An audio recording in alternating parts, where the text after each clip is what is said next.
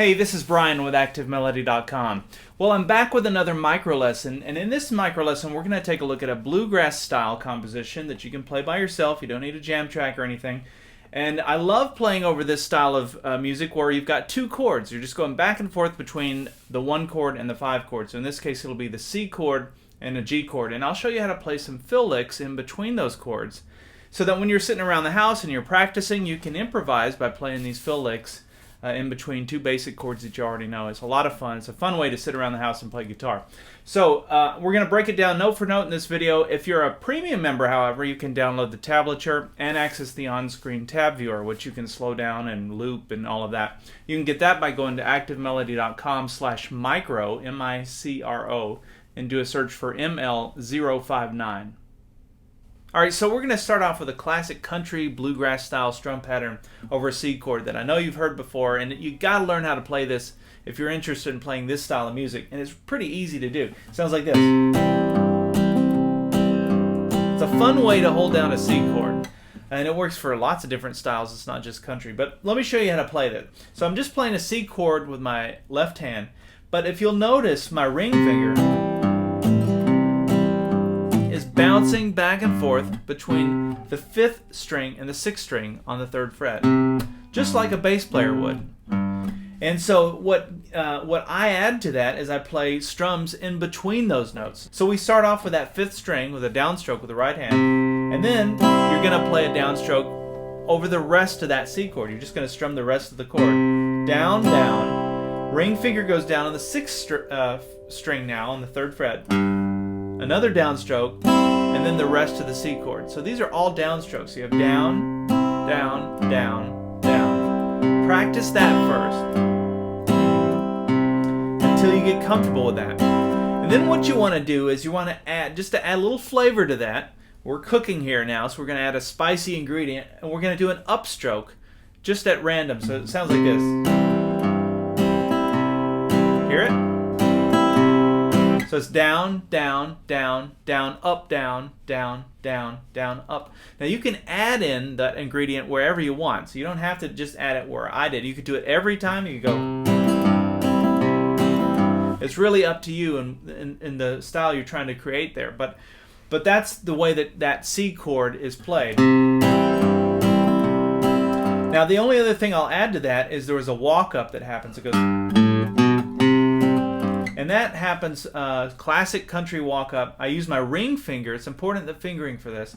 On the 3rd fret 6th string, open 5th string, or the A note. Middle finger on the 2nd fret 5th string, and then ring finger on the 3rd fret 5th string. The reason that you use your ring finger is so that you can let your other 2 fingers fall into place for the C chord. And that's how you start it.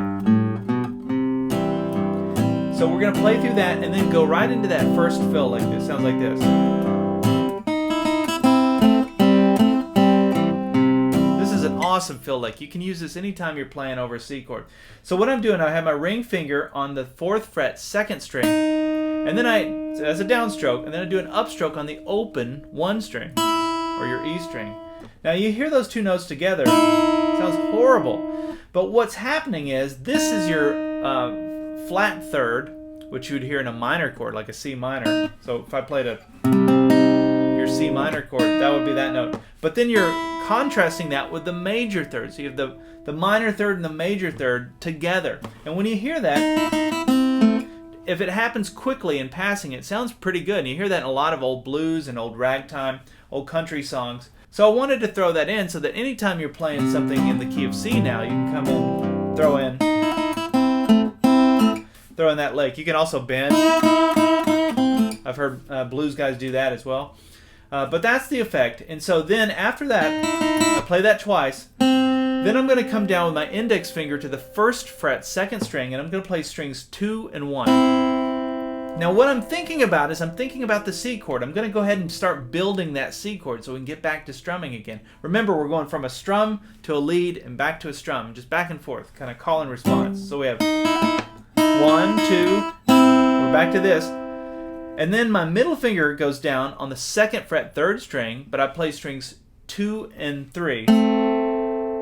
Then I take it off, play strings 2 and 3 again, put it back down, take it off. So we have, and then I put it down again on the 2nd fret, but this time on the 4th string. I'm also playing strings 4 and 3, so I'm trying to play 2 strings each time. And it's easy to do because they're just strings that are in the C chord. So even if you hit 3 strings, it's still going to work. It's not going to sound wrong. Leave that finger down. Look, we've already almost built our entire C chord. Now I just have to add my ring finger, and then we're right back into that strum pattern. So all of that was just a way to build the C chord, really. And I was thinking that way when I was playing the lick. How do I get back to that C chord? And that's how it happens. Okay, so that's the first lick. Now the second time through, I went, takes us to the 5 chord. Now to play this, I'm going to take my ring finger. I'm going to start here on the 3rd fret, 2nd string. I'm going to play strings 2 and 1, so I'm letting that open E string ring out again because that E note is in the C major scale, so might as well take advantage of that string. So I'm going to slide up to the 5th fret, 2nd string, down, down, 2 downstrokes, and then I put my index finger down on the 3rd fret, 1st string, and then I do an upstroke when I take my index finger off and hit that open 1 string again. So all together you have, and then you do another downstroke on strings 2 and 1. Now, some of you are saying, well, wait, what is this? Where's this little place? Well, I think about the C major scale off of the C chords. That's something you'd want to practice at some point. But I always think of this little box here between the 3rd fret and the 5th fret on the 2nd string and on the 1st string. So remember that if you're playing something in C or playing your C chord, however you're doing your C chord, you've got those 4 notes that you can work some kind of fill lick. And it also works for a nice little harmonized third as well. So you can slide into it that way. So anyway, I'm digressing here, but that's where that lick comes from. Then I come down here and play. And what I'm doing for that is I'm just playing strings 1 and 2 out of the C chord. Index finger on the 1st fret, 2nd string. But my ring finger then goes down on the 3rd fret, 2nd string. So all together, that lick sounds like this. Just practice that over and over again.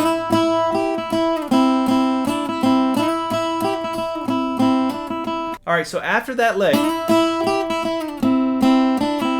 then we have to get to the 5 chord, which is your G chord. And what I did there was put my middle finger on the 2nd fret, 3rd string, and I slid it up to the 3rd fret, and then played the open B string, which is in your G7 chord. That open B string, it's important to use that note so that you can take your hand off and reposition it and play the rest of your G7 chord. So from the beginning of that lick then,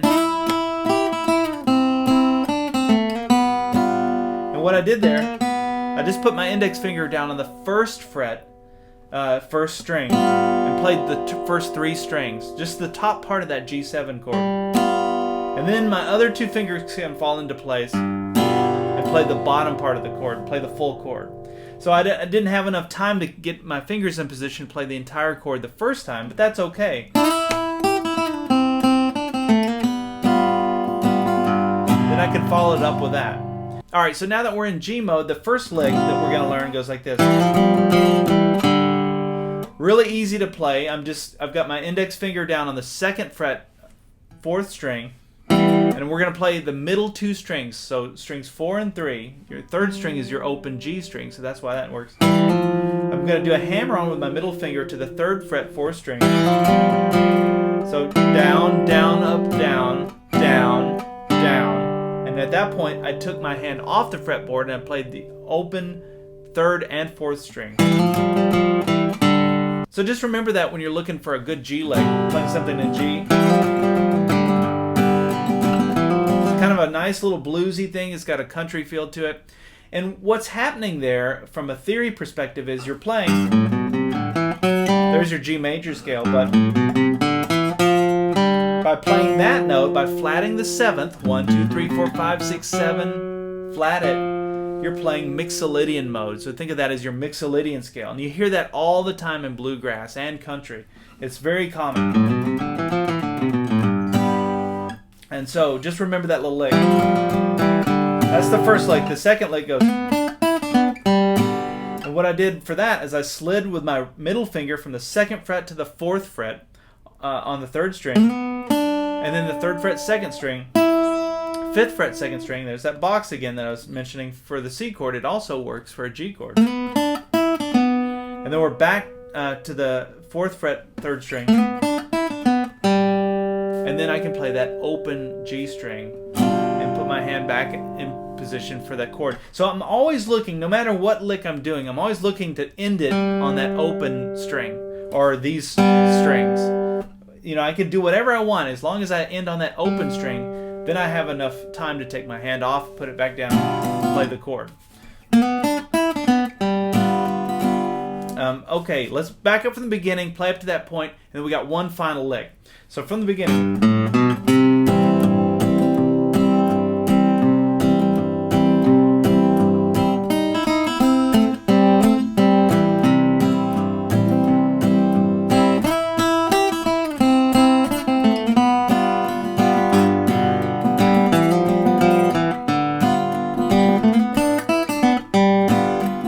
All right, the final lick goes. Really cool lick. Alright, so to play that we have the 3rd fret 6th string, and then this walk up, which is the open 5th string, 1st fret, 2nd fret on the 5th string. And then we're going to go, that's the open 4th string, 2nd fret 4th string, back to your open 4th string. So all together, look at the lick that way, just that first part, and then the second part goes.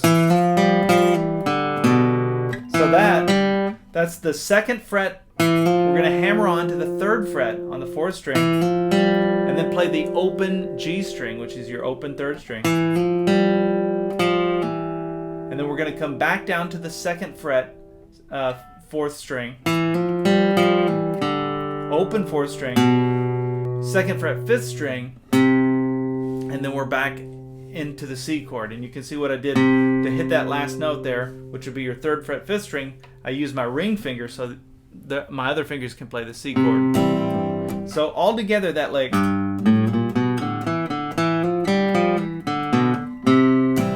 So practice it. Let me do it slowly.